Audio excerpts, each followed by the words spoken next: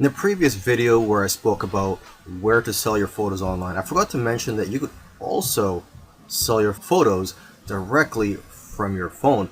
And there are a few apps available for that, but the most popular photo app right now is one called Foap. And with Foap, you download it, and I believe it's available both for the Android and the iPhone.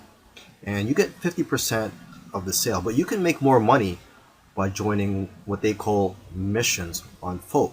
And these missions are sort of like projects for brands and other companies. And each mission, if you are to win these missions, they pay a prize for the winning people. And it usually starts at around $50, and usually it can be a lot higher.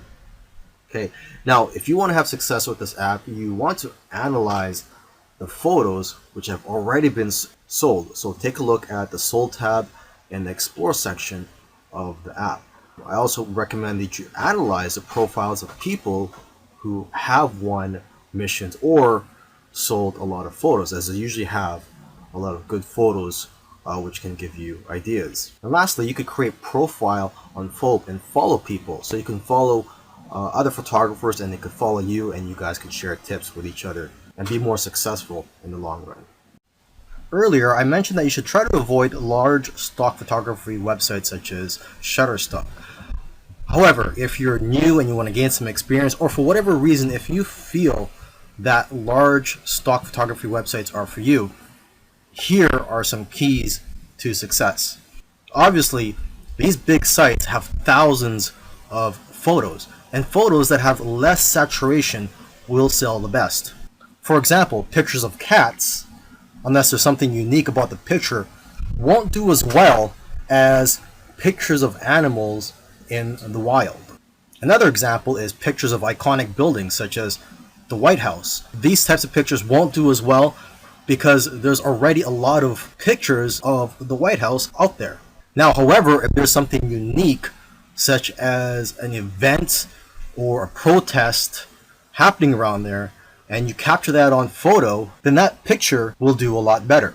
It's also important to use the right keywords. For example, if you're posting photos of flowers, you'll be more successful if you know the exact scientific name and the species of those flowers, and also the English name, where they're from, and other details.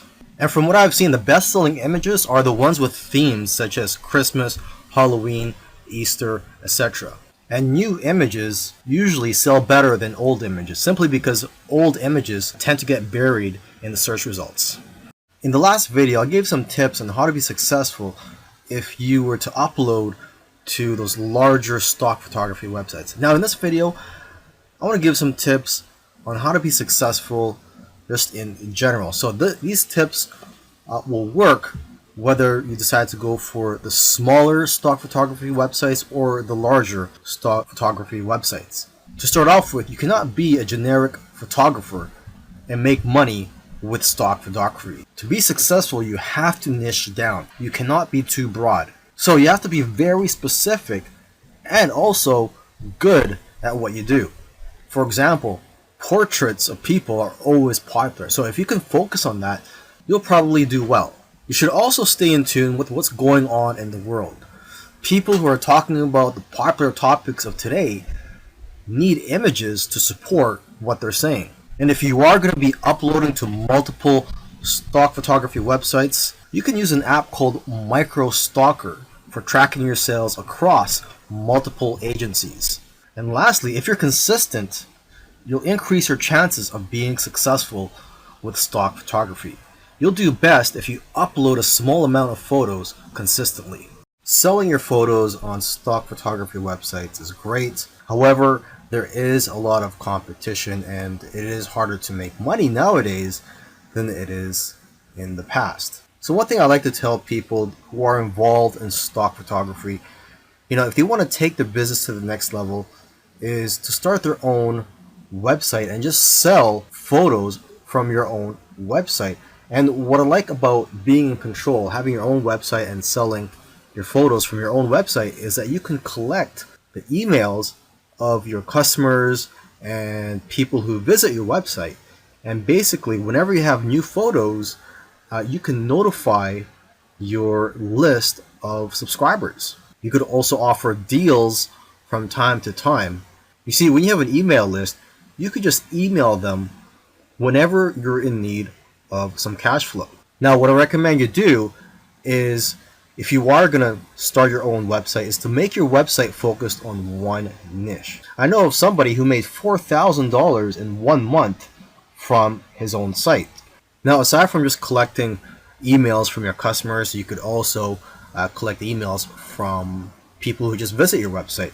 And to entice them to opt in, you can run a contest where if they enter their information, such as their email and their name, they'll be entered to win a photo or a print. Another great thing about building a list of subscribers is that you can build a relationship with your audience, and that you're going to get repeat sales in the future. You see, when people buy your photos from stock photography websites, you don't collect their information. So it's not like you could tap their shoulder in the future and say, hey, would you like any of my other photos or my newest photos? This way, with your own website, you could just notify them, like I said earlier, whenever you have new photos or if you have a discount that you're offering. You should also sell prints of your photos from your own website to increase your revenues. Now, if you're scared to start your own website, there are several tools out there that make it very easy for you. And one tool that I highly recommend is called Shopify. One good feature of Shopify is that they will contact somebody who abandoned their shopping cart, and they'll get reminded to purchase from you. And there's all types of themes available for you to use from Shopify. Now, once you have your site up and running, you could use Facebook ads to drive traffic to your site.